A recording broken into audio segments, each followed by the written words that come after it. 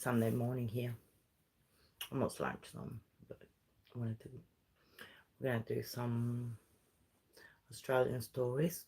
If we don't get, blocked from showing it.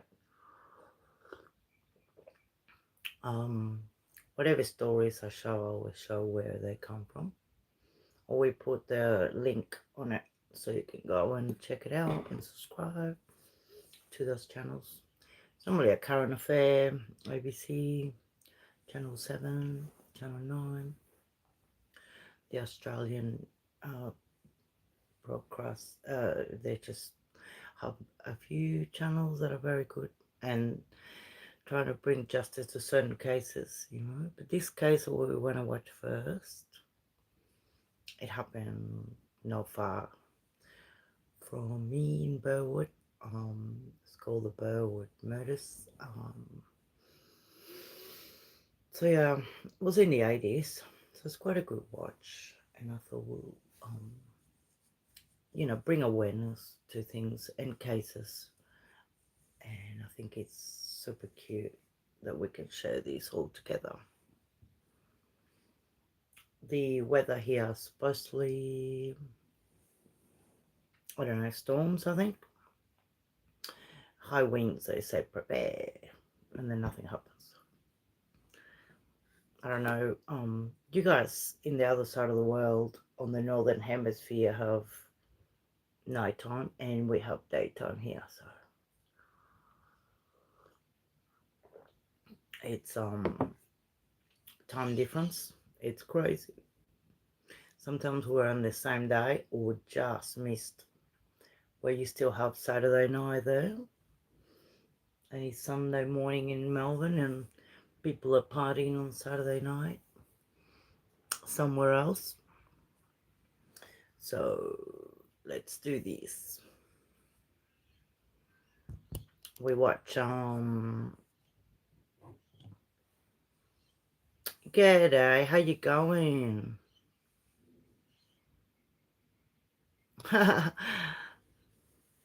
How you going, doll? It's good to see you. Thanks for being here. I bet you are. I don't, but I was laughing so much. It's good to have you here. I'll show you what I got. Hang on. Well, I got a couple. I got this one. Well, it's back to front, but it's CBD oil, and it's pretty potent. It helps with pain, I like bees well. Oh, g'day, Sudan. We're in Australia here, but I'm from Uruguay. Sometimes we play you with football. Cavani, Suarez. I don't know if you saw that, Hooks, Graham. Hookstagram,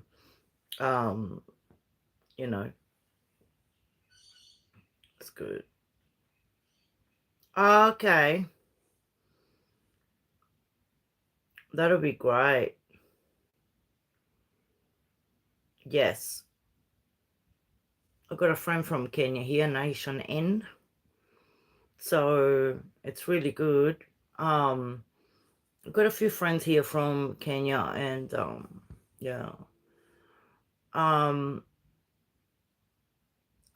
Very good.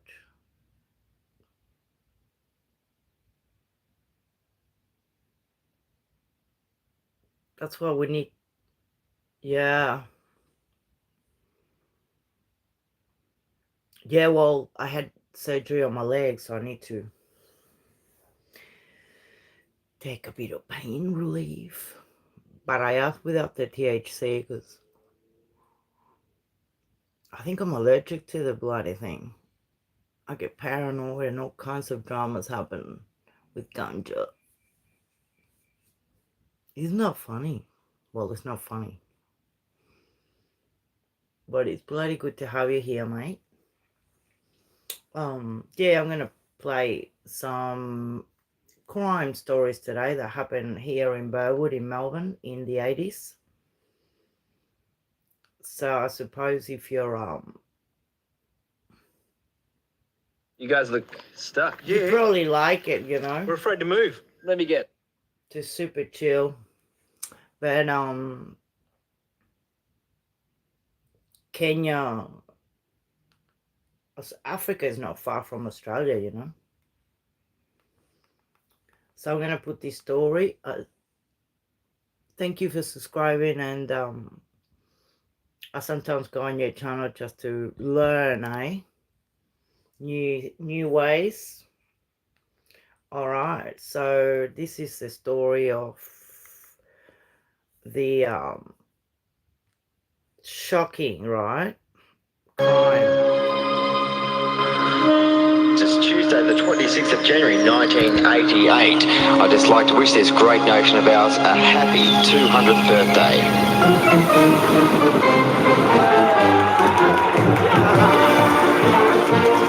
1988, Australia's bicentennial year, and the whole country is celebrating.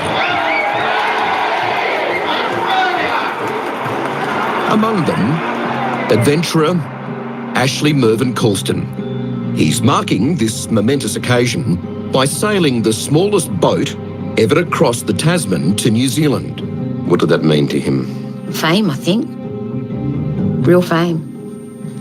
That's what he was hoping for. He was going to build this boat, sail away, because he wanted to be famous. Did he say it as simply as that to you, that he wanted to be famous? Yeah, I want to be famous. And Ashley Colston did become famous. In fact, he became infamous. Colston is in the upper tier of Australia's worst and most violent criminal offenders. Tonight, the story of how a shy kid from the bush became the silent killer. He's a cold-blooded butcher, he just doesn't care. The prime suspect in a string of unsolved rapes and murders up and down Australia's east coast. He executes them purely because it gives him a thrill. He sort of was a loner sort of thing. And the homicide detective who's relentlessly pursued him for decades in the hope of bringing him to justice. Colston said to me, "You've never met a person like me before." And he's right. I don't think I ever have. And how did you take that at the time, though, when he says to you, "You've never met a person like me before"? I felt that he was throwing it out as a challenge.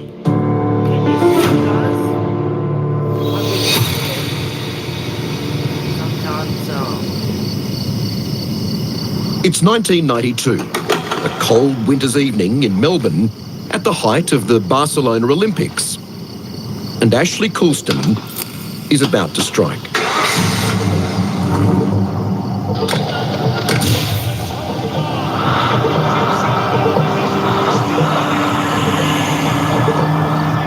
He's arranged to meet Karen Henstridge and Anne Smurden at their Burwood house after answering an ad for a flatmate. Anne's brother-in-law, Peter Dempsey, is also spending the night. They were expecting someone around 40 years of age, a male, to visit the premises.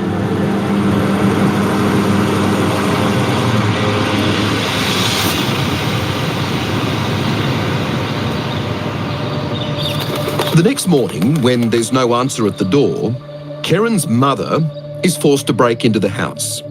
She finds the TV and iron are still on, and last night's dishes waiting to be washed. But inside a bedroom, she also finds the body of her daughter, Karen.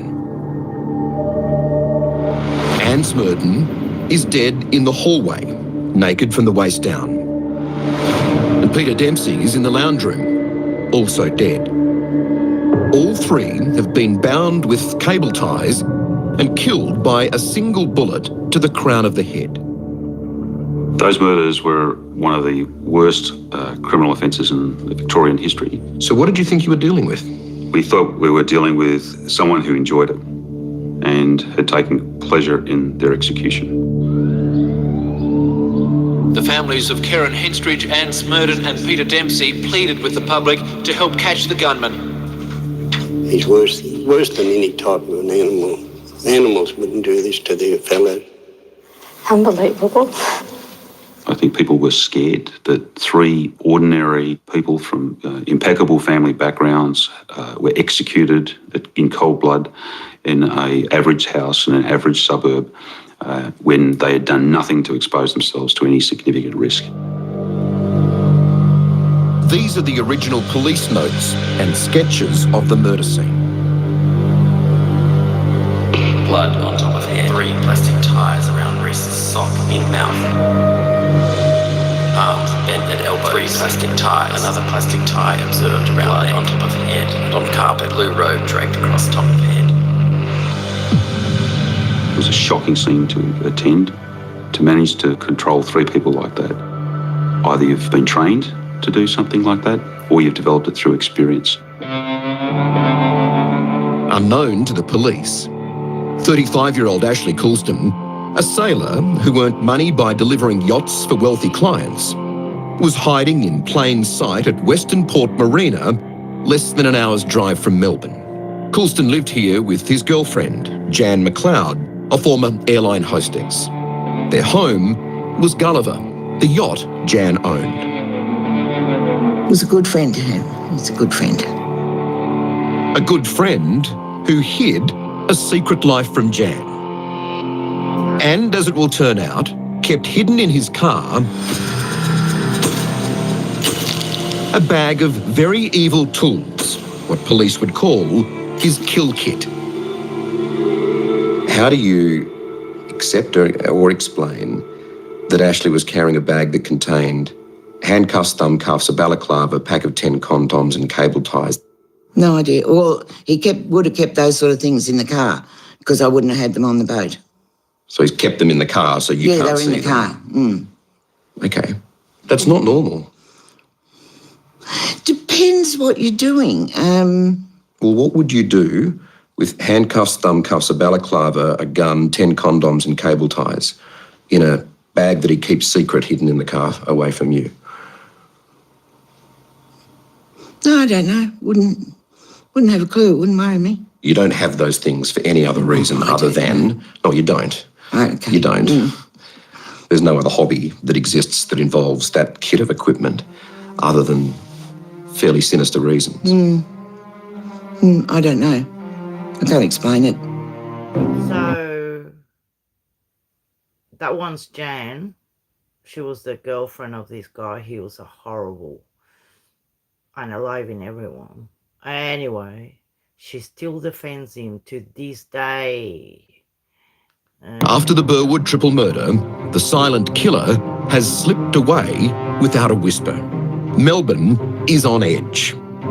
Will the killer strike again? And for Mick Stevanovic, this was the beginning of his decades-long pursuit of Ashley Coulston. What was the prospect in those early days or few weeks of it being solved? It was clear that it was going to be a very difficult case. There was a level of professionalism that was shown in controlling multiple victims. There was no way that that was a first. Whoever had done that has definitely handled multiple victims before, and comfortably so.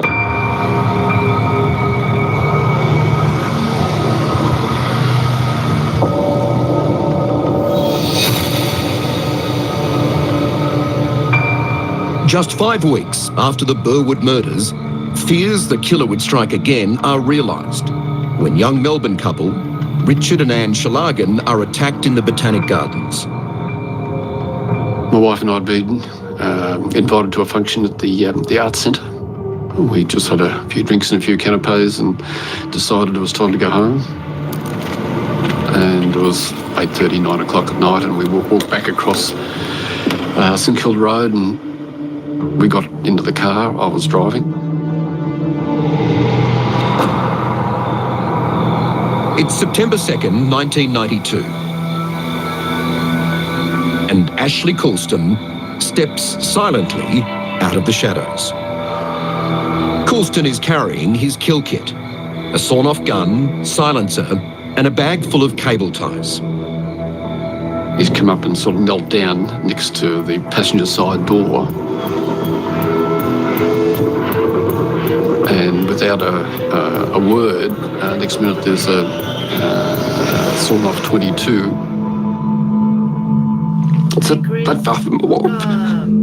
Australian crime stories. Ashley Coulston forces Anne and Richard out of their car and makes them walk to a darker part of the Botanic Gardens, under trees and away from streetlights. During the whole time, I was saying, what are you doing? You've got the money, you've got the car, why don't you leave? No, I have to tie you up. He was quite intent on that. He's taken the gun from pointing to me. He's pointed at my wife and said, get on the ground. So I've reluctantly, my wife's lying down on her stomach there. And I knew that, as I said, we're in trouble. You would only learn later that, in fact, just weeks prior to this, he had cable-tied 3 people in Burwood and shot them. Shouldn't be here. We shouldn't be here. So he's got the bag, and I noticed he put the gun down.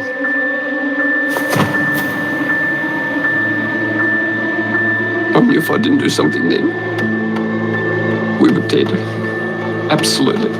And I could see him go into the bag and pull out the tyres. And I have launched myself at him.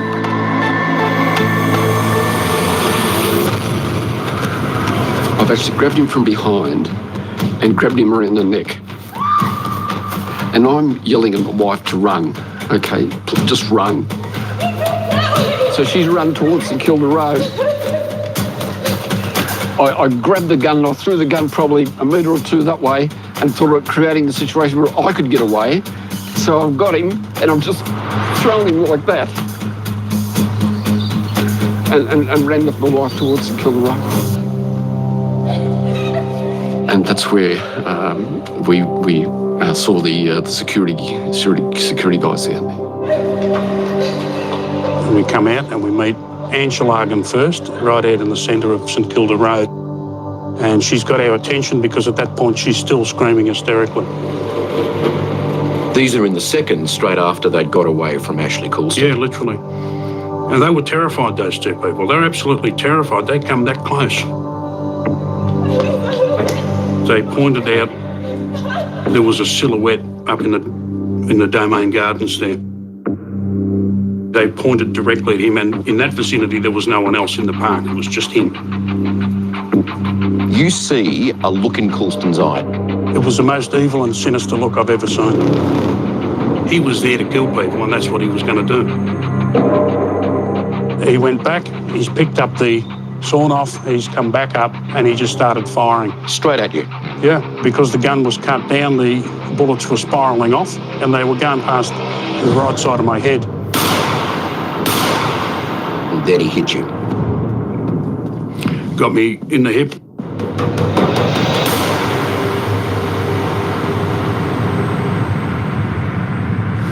I brought this. My mother brought me that when I got the job in the early days, and all it is just a simple little key clip. But the keys were hanging down here, and it went through, it shredded the keys and hit the side of the hip there. Coulston fired 7 times at the security guards, and then he fled. Paul Sycombe gave chase. He was looking for any way out. He tried to carjack a car.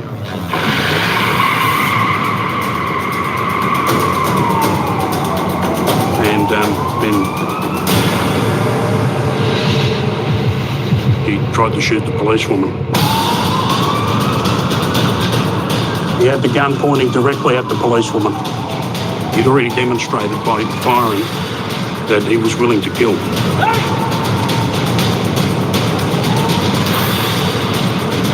And I knew it's now or never. I closed the gap, bang, side kicked him in the head.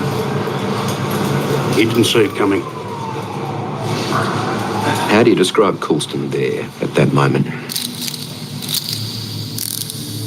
Subdued. It was over. Coulston was in custody. Very quickly, He claimed he was just trying to rob the Shalagans. Colston told police he attacked the couple because he was depressed about being on the dole and needed more money. He said it was a spur-of-the-moment thing. But there was nothing spur of the moment about this attack. It was no attempted robbery, and very quickly, it became clear that the case against Ashley Colston is much, much worse than anyone feared.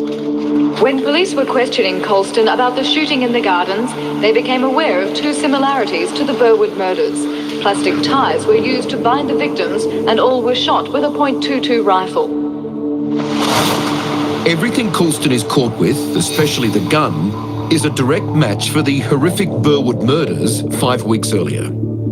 Had the Shallaghan couple been killed so soon after the Burwood triple murder, it would have been panic in Melbourne. So he enjoyed terrorising, he enjoyed the fear that he was creating. And the fear not just to the individuals, but to the population. Detectives are baffled.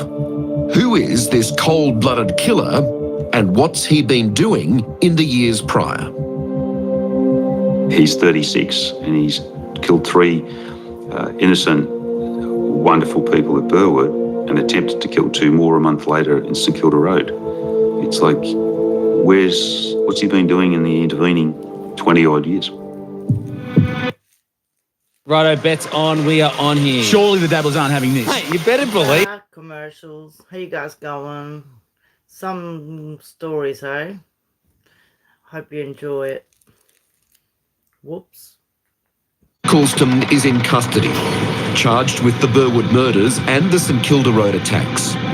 But while detectives should have been celebrating, Mick Stevanovic had more questions than answers. Well, he was 36 years old at the time of the Burwood triple murder. Now, he had no prior official contact or recorded contact with the police except when he was 14 in 1971. It was while interviewing Colston that Stevanovic first got an insight into his character. You never know what you're looking for, but he was just a bland, nothing of an individual. He was someone who hasn't achieved much in his life, generally speaking, in terms of a profession.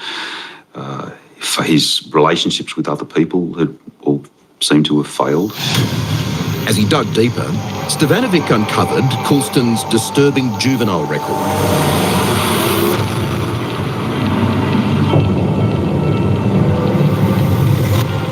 At only 14 years old, his first victims are 2 primary school teachers in the small town of Tangambalanga in northeast Victoria.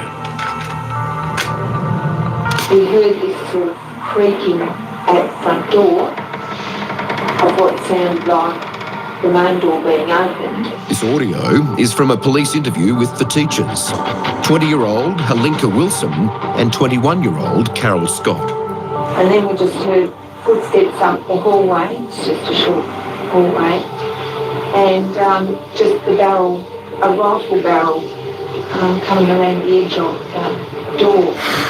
Halinka and Carol were taken hostage from their home by 14-year-old Colston, who was armed with a .22 rifle. And we both just screamed. This guy just sort of steps around the door and just brings the rifle up towards us and yells out to us to shut up.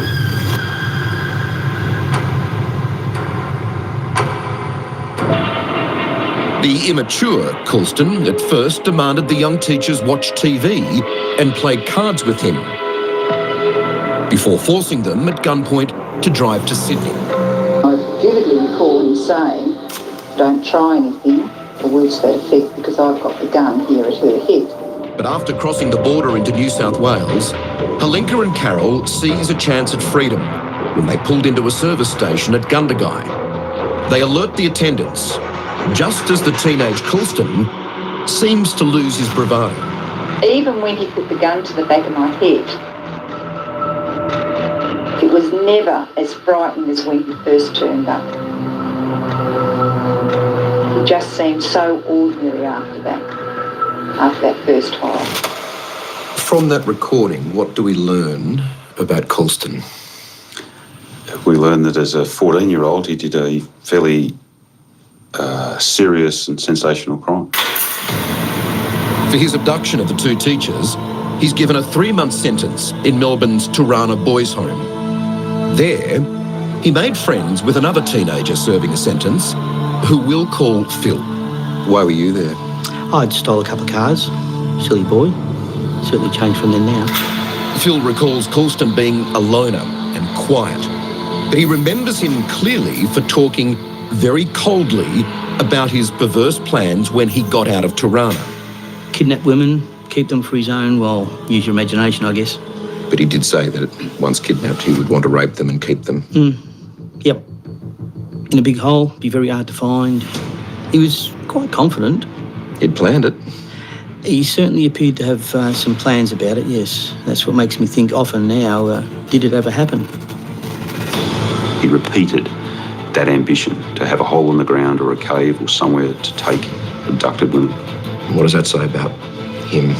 Given what he's done 20-odd years later, did he ever realise his ambition? After Ashley was released, the Colston family packed up and left country Victoria and settled in Kyogle in northern New South Wales. 6 years later, a series of brutal rapes and armed robberies began on the Gold Coast and Tweed Heads in northern New South Wales. They became known as the Balaclava Rapist. Brian Knight was one of the lead detectives. It was attracting a large media interest and from the people of the Tweed and Gold Coast is because they were exceptionally serious offences. A lone offender, typically on a motorcycle, would approach couples in Lover's Lane type scenarios. He would then bind the male and then rape the female. In just a short time, between December 1979 to February 1980, a young masked intruder raped 3 women and committed 2 armed robberies. He wasn't worried about going into a house and if there was a male person present in the house. He was very brazen. He would tie them up and commit the acts. The style, almost identical to the method used by Colston some years later in his triple murder in Melbourne. Catching the Balaclava Rapist became one of the biggest police operations in New South Wales and Queensland history. Large team of Sydney detectives here in the area. But geography and good old-fashioned interstate police politics had the investigators hamstrung from the beginning. It's breathtakingly frustrating. As a detective, you just can't work out why these guys weren't motivated to get on top of this case. Former New South Wales detective Duncan McNabb was assigned to the case from Sydney. The border is only a very narrow strip, and they had a series of sexual offences on the Gold Coast, probably by the same bloke. All the evidence was pointing to one single offender.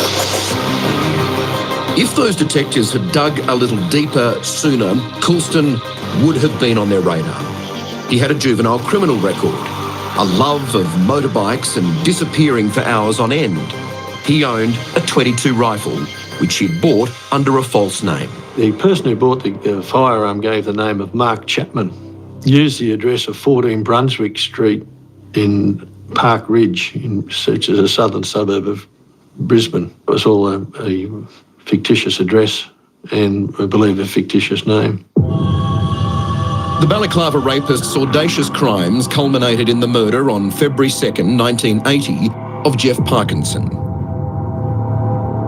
His daughter Sarah was just 8 at the time. What do you remember of that day? I just remember still thinking, what does that mean? You know, murder. 33-year-old Jeff Parkinson had 2 children, Sarah and then 10-year-old Gary. His marriage had ended a year earlier, and on that night in February 1980, he goes on a date with Lorraine Harrison. They go to the Twin Town Services Club on the Gold Coast. It's summer. The Gold Coast is vibrating with people. The Twin Towns Club is very, very busy. This is across the road from the biggest police station in the district. It's full of coppers. It works 24 hours. Left the club after dinner and dancing about 1:15 a.m.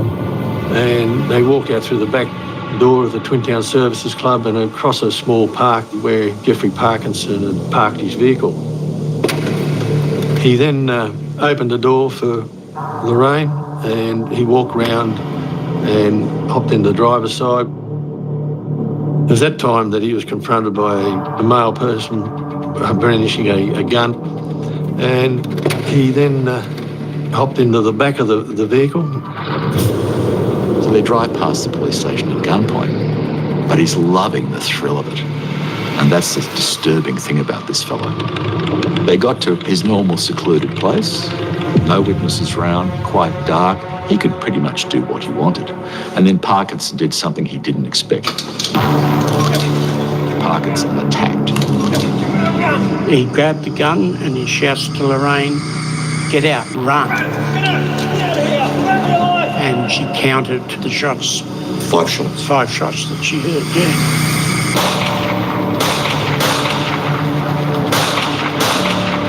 Jeff Morrissey was best mates with Jeff Parkinson. They shared a house, and he knew Lorraine well. I think this bloke's full intention was to tie Jeff up and rape Lorraine.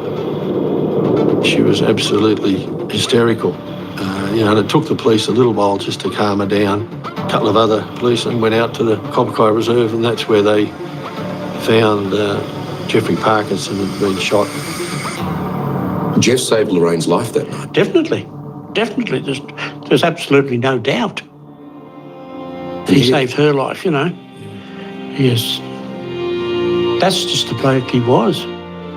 At the time, there is no reason to believe Coulston is behind the murder of Jeff Parkinson, but he is close by, living on the family farm near the country town of Kyogle.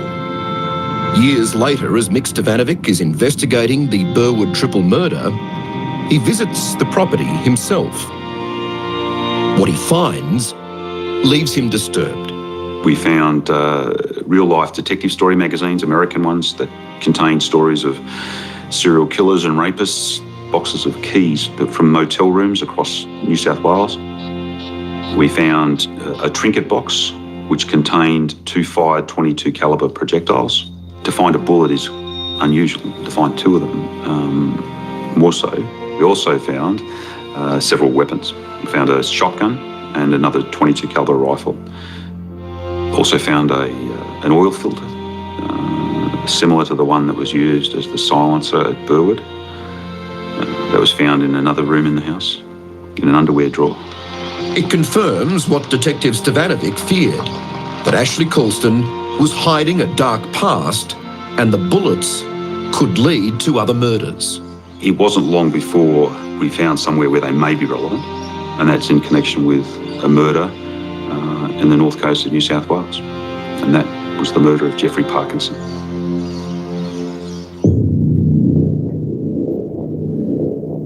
Did you ever see him with a gun? He went up to Queensland and came back with a rifle. Kathy Walker knew a reserved, shy Ashley Coulston in the mid-1980s in the southern suburbs of Sydney. For a time, he lived with Kathy and her then husband. But Coulston's love of guns was a major problem for them. One day, they found a sawn-off gun and a rubber truncheon in a car they'd lent him. And I said, you know we asked you to get rid of it and to not have it here. And he just did his normal, okay, yep, you know. Weird, eh?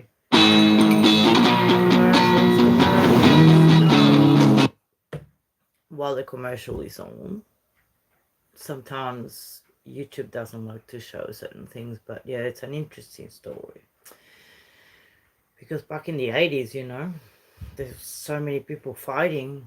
I like it when someone comes to hurt you and then someone takes control and they lose that power, you know, to hurt you.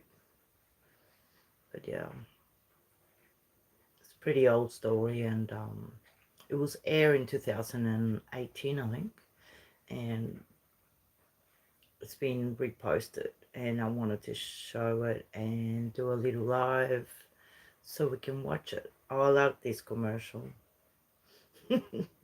Some of them are really cool. About milk. Still tastes like full cream milk and only 2% fat. The bloke just wanted milk. Coulston had surfaced in Sydney in 1980, shortly after Jeff Parkinson's murder in Tweed Heads, and the sudden end to the series of Balaclava rapes. He turns up working for Hertz Rental Car at Sydney Airport. He came to work always on time. He was never late. He did his job. Megan Plater was Coulston's boss. He was employed as a car detailer. How would you describe his personality? I just remember that Ashley is always just smiling and nodding his head and not saying a word. And a genuine smile as such? No, it was smirk. It was always like a smirk. A smirk. But the smirk and the strange silence hid a sinister intent. I had one set of girls who all had long blonde hair and tans and all, good-looking females, and he began to stalk them. And how would he stalk them? Followed them home. He used to follow them home after work every night and just sit outside their homes and just stay there and just sit out the front. Away from work, Coulston, the would-be adventurer, would lose hours building his hero project. His ill-fated, ill-shaped boat, G'day 88. He built this in your backyard? He built this in our backyard, yeah. Oh, it was months of building this thing. It looks like a bathtub. It does, and that's what they called it. Captain Bathtub. What did that mean to him? Fame, I think. Real fame. That's what he was hoping for. He was going to build this boat, sail away, because he wanted to be famous. Did he say it as simply as that to you, that he wanted to be famous? Yeah, I want to be famous. Coulston would become famous, but not for his sailing or trying to be a great Australian adventurer. He wanted to be known, didn't he? Yeah. In some way. Because he wasn't known. It's interesting, isn't it?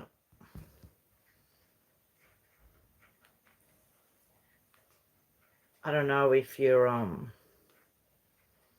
enjoy some of these stories, but most of us do want to be aware. Nobody took him seriously. A huge dent to his ego because Coulston knew what he was up to after hours was deadly serious. These are the Sutherland series, of course.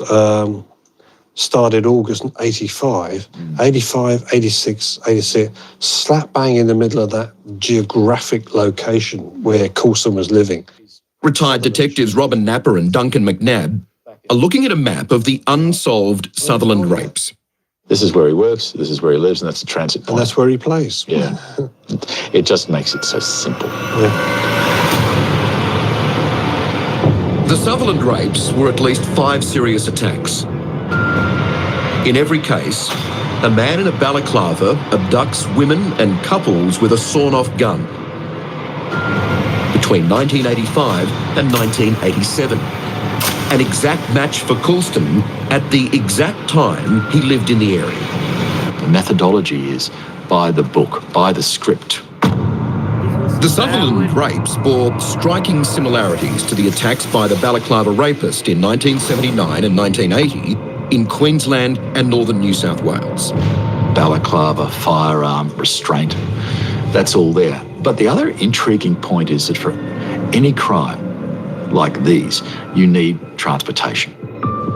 Coulston is fascinating because Coulston was working at the airport detailing hire cars. He's got a selection of different vehicles to use for each different crime. It makes it really, really hard to ping him in a specific vehicle. It turns out Coulston was taking and tampering with hire cars from his employer Hertz. I had a missing car on the Hertz fleet. A few days later, I went looking and I saw Ashley between a Hertz Laser and there was a blue Corolla that he was siphoning petrol out of. He's siphoning petrol out of a Hertz vehicle into this other missing rental vehicle. Correct. He was up to something. He was up to something, yes. Confronted with that situation, what did you do? I terminated his employment and... sacked him then and there. His reaction? That day, I thought, you know what, I think this guy's going to go and burn my house down today because I had this sense coming across from him that he was really going to do something sinister. Do you think that Ashley Coulston is a possible and reasonable suspect in those unsolved rapes in the Sutherland Shire? I absolutely do, without a doubt. If there's one person who could answer for Coulston's actions, or give insight at least, it's his long-term partner Jan McLeod. They met in November 1987, shortly after he was sacked. And as he was about to set off on that trip he hoped would make him famous. What did you have in common? Water, She's a piece Boats? of work, this one. whatever. Big. I don't know. We just used to talk for hours. On Australia Day 1988, he set off on G'day 88 to break the record for the smallest boat to sail from Australia to New Zealand. It was for the bicentenary. Coulston became known as Captain Bathtub. Hey, Phil, I'm okay. What time do you reckon we get in? Coulston, a psychopath masquerading as an adventurer, had everyone fooled. An Australian solo yachtsman has been rescued after a voyage across the Tasman. Just as he had New Zealand in sight, Coulston was caught amid Cyclone Bowler. The Day 88 was ravaged and dismasted. Coulston jumped ship and was rescued by a passing tanker. One of New Zealand's largest ships rescued Ashley Coulston from Australia's smallest registered yacht. Hey, Mr. Coulston, all right? I'm fine. Did you consider your voyage has been a success despite not making landfall under your own steam? Isn't it success as in I've crossed the Tasman, yes. Smallest boat to have crossed the Tasman. How proud was he of that? Oh, exploding. Absolutely exploding. He was proud of it. Designed it, planned it, built it, sailed it. Oh, just a challenge, I suppose. Everybody's got challenges in their life. It's just something I want to do.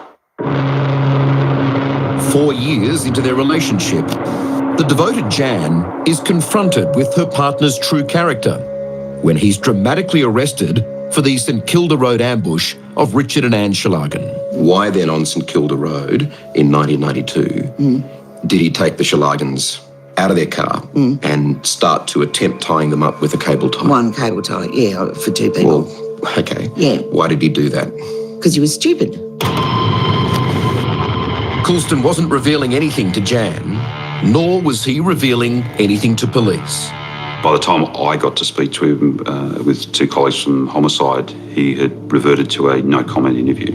Just hours before Mick Stevanovic began interviewing Coulston, a clever forensic expert in Victoria Police had made a startling discovery. I have here the exhibit weapon being a 22 long rifle calibre Sterling Model 20P self-loading rifle, which has been shortened at the butt and it's been shortened at the muzzle.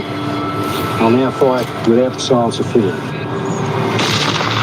The gun used to terrorise the Schlagens on St Kilda Road matched the bullets found in the heads of the Burwood victims 5 weeks earlier. I'll now attach the oil filter cum silencer to the muzzle of the weapon.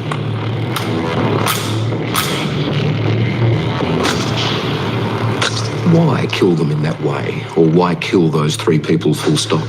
It's a question we still don't know the answer to. To this day, we don't have a proper explanation as to why he did it.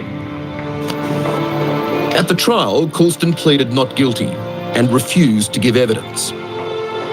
Jan McLeod provided Coulston with an alibi, maintaining that at the time of the murders, he was visiting her in hospital. No, he's innocent. He was with me. Nothing can change that ever. In regards to you providing an alibi for him, the jury didn't believe you, did they? Probably not. Why would they? I was the besotted female. You never do anything to save my young lover. You're older than Ashley, aren't you? Yep. The media made quite a thing of that at the time during the trial. Yes, they did, yes. I was besotted by my younger lover. What a load of it. I'm sorry for the description, but... There's 20 years difference between the two. Oh, 18, I think. I don't know. The jury didn't buy Coulston's story that he was visiting Jan and he was found guilty of the triple murder. So a jury said that he was responsible for killing those 3 young people in Burwood. He doesn't accept that. No. I don't either. Here's the mess. All right, what have we got in here? Everything. While Coulston serves 3 life sentences with no parole, Jan, on the outside, remains his staunch supporter. I thought the balaclavas were in there, but they're not. and keeper of his belongings. So how many balaclavas did he have? Oh, a fair few. Even the jumper he wore to court. Yes, that's one of the things he had on when he was arrested, first arrested. You could be forgiven for giving up on Ashley, given that he's locked away for life. I'd be bored if I didn't have it. You know, digging through the mess under the house, trying to find things. I don't know what else I'd do with my time. Your devotion to Ashley, though, has come at quite a financial toll. Oh, yes, it certainly has. It's all gone? All gone, yeah, every bit. I live from pension to pension. The closest Coulston ever came to revealing anything was a brief, unguarded, but cryptic moment with Detective Mick Stevanovic. Coulston said, "You've never met a person like me before." And he's right. I don't think I ever have. And how did you take that at the time, though, when he says to you, "You've never met a person like me before"? I took it as a challenge. I think I felt that he was throwing it out as a challenge. And he was right. You hadn't met anyone like that before? No, or since.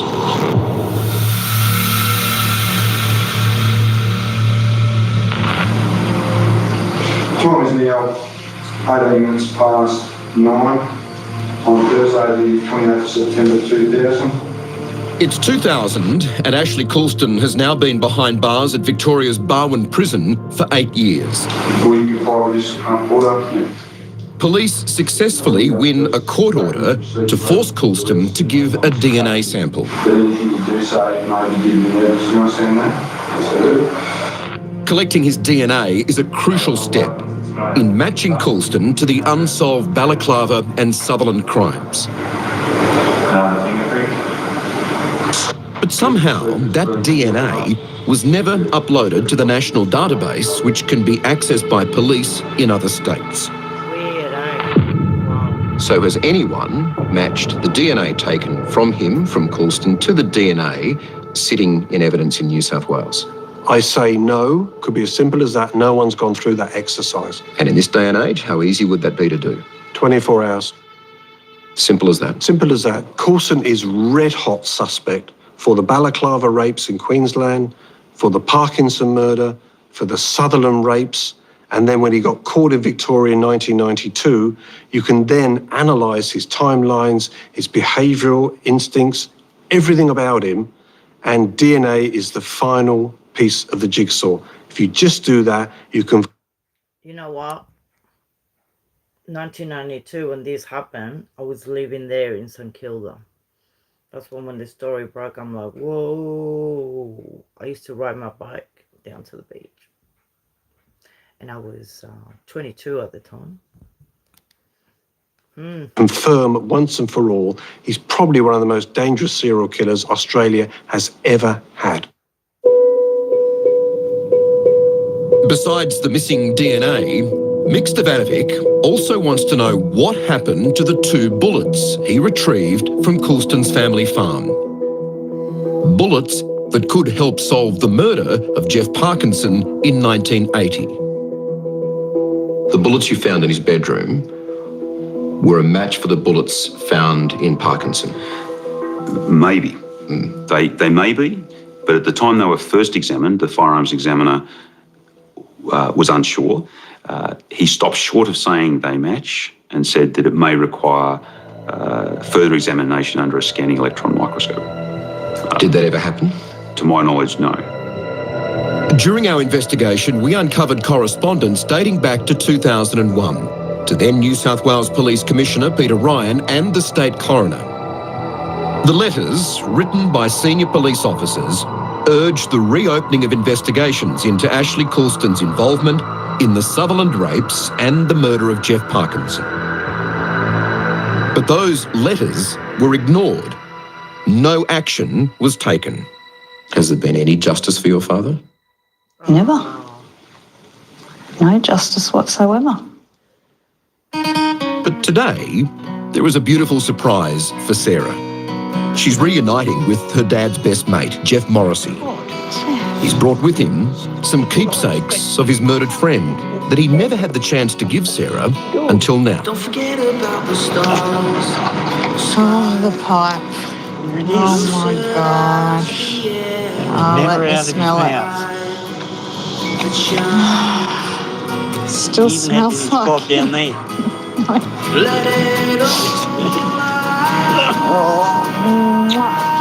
Thank you. Thank you. An extraordinarily brave man died that night doing the right thing. I think for his memory, his family, his friends, it's time we did the right thing. Mick Stevanovic, for one, will not rest until all the victims involved in New South Wales and Queensland receive justice. And he argues, just because Coulston is locked up does not mean it's case closed. If you could ask Coulston one question, what would it be?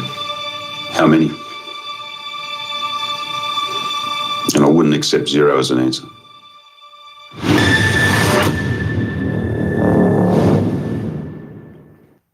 Cool, eh?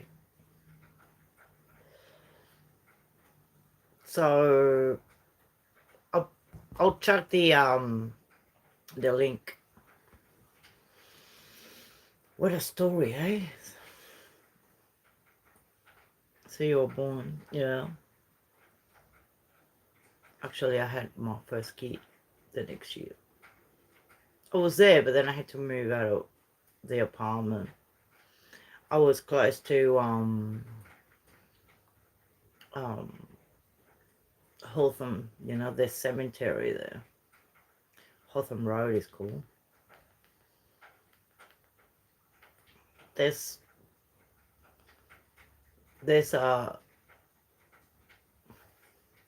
I might start a new live because this is funny. We'll leave this story here. Come on to the next live. It's the most Aussie interview you'll ever see.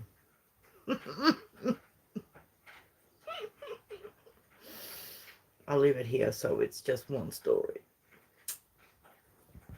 I'll start the next live now.